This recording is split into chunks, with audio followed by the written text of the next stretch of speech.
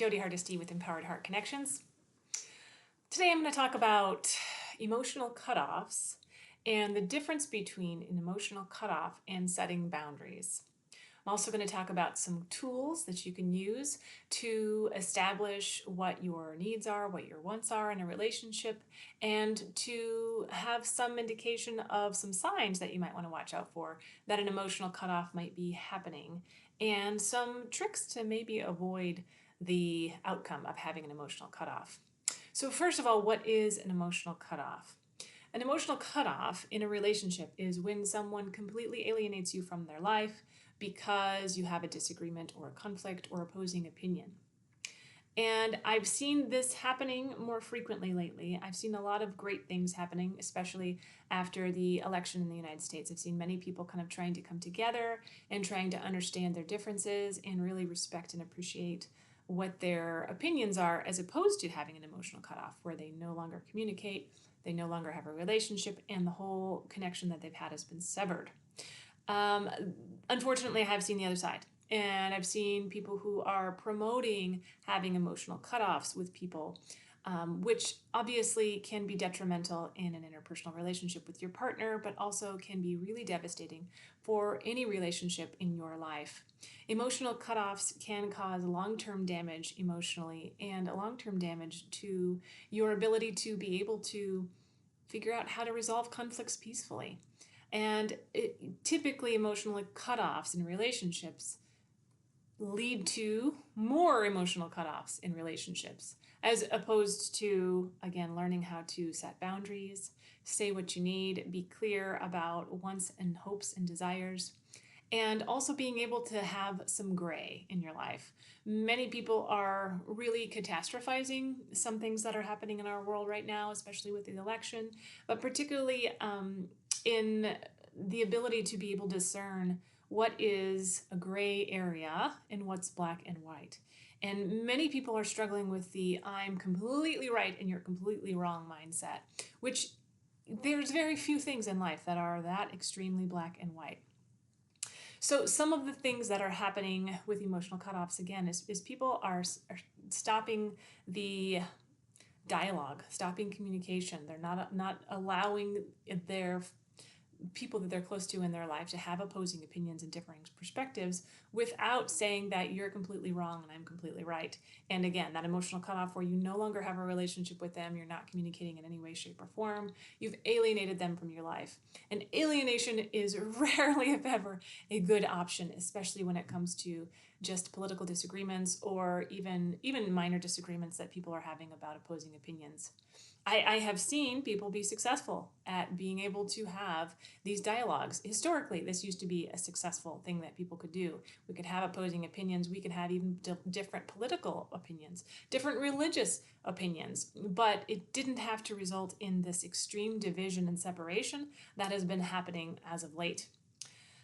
So one of the things to watch out for whenever you are potentially experiencing an emotional cutoff with someone is obviously some decrease in contact. So it can happen kind of slowly over time, but if you are starting to notice that no matter what conversation you're having, it's adversarial, even if you're talking about past the potatoes at dinner, that the relationship is becoming more and more strained and there's more and more of a disconnect that doesn't quite make sense, these can kind of be some flags that perhaps there is an emotional disconnect that's in the works. And it's important to be able to kind of address these issues when they come up. Usually, especially if these things are happening like over dinner or when you're in a group of people, it can be much more helpful to identify these disconnects, these little disconnects like we've talked about in previous videos, just minor disconnects, right, where you're constantly having kind of debate about everything. But to take some time to take them, meet with them alone, and really talk about, again, what your perspective is.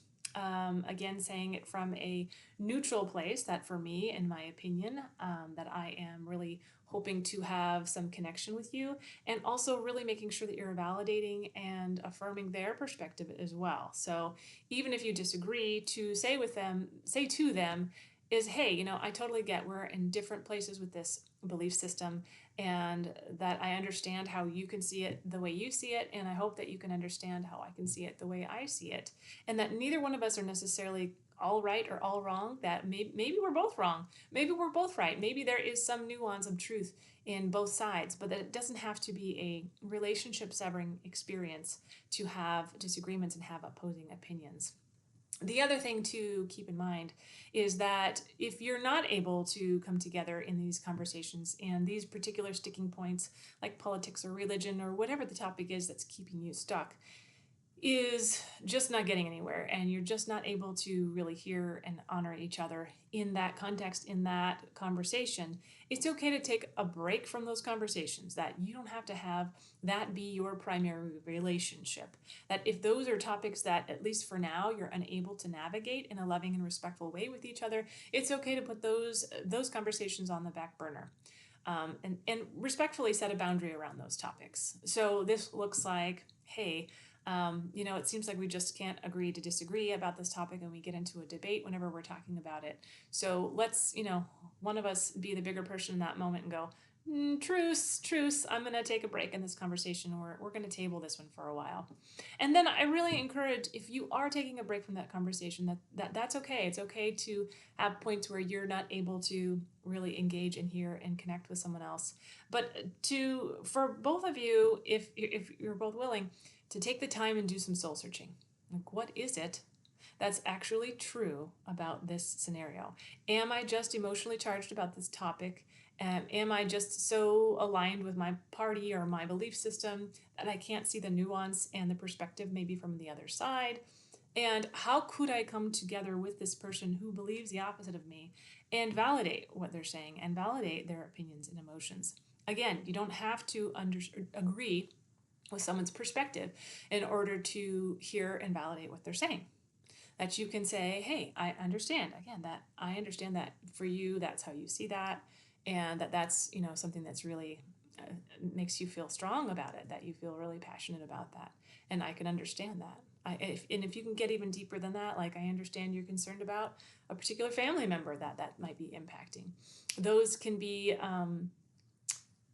tools to engage with someone where you're, again, honoring and understanding where they're coming from. And they may not be able to hear your perspective. And that has to be okay at some points in relationships. Sometimes we're just not able to take in the other person's perspective, and that's okay. But again, that's when you set those gentle boundaries of, it feels like you're having a hard time really hearing this from my perspective, and I understand that you're in a different place than I am.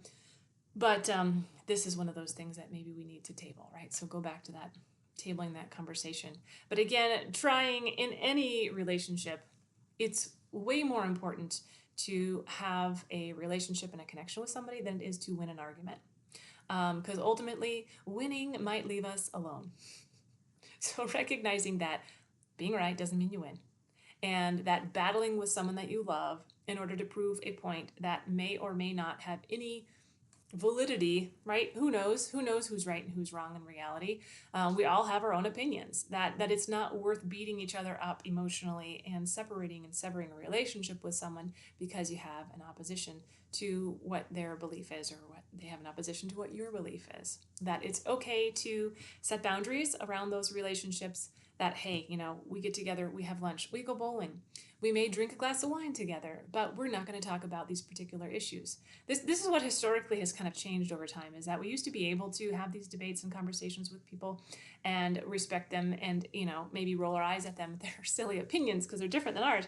But we become so divided, and there's a fear factor that has been involved in the division of people and their humanity, and that when we let fear run our decisions about how we have relationships with other human beings in our lives, that can be pretty damaging, and it's pretty powerful and effective, right? So if you think about, hey, why is the person or people that I am supporting, why are they promoting me to have vengeance or hate or fear or a motivation to completely alienate people from my lives? What is the goal for that? And how is that benefiting me?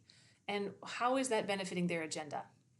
So recognizing what is actually good for people and what's bad for people. And these emotional cutoffs can be severely damaging. As I said in the very beginning, these emotional cutoffs, if you continue to have emotional cutoffs, we struggle to, first of all, learn when we're right or wrong, right? Or whenever we maybe have an opinion that could be altered. When you surround yourself by people who only agree with you, it's pretty difficult to grow.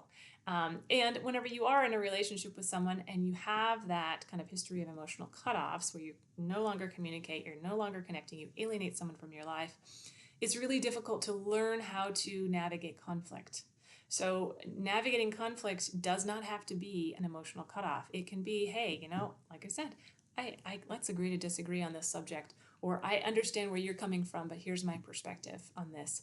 And it's okay that we have a difference of opinions. What are some areas, as I talked about in one of my last videos, that we can find some common ground? What are some places that we can align with so that we don't have to have this severe hostile disconnect that is extremely painful, especially whenever you've had someone in your life for many, many years, that there's so many more good things that unite us together than there are things that separate us. And again, I believe that we can come to a middle ground here, but we have to be willing to compromise and hear each other, validate each other, and not just be arguing to win the argument, but to actually listen and hear and understand each other.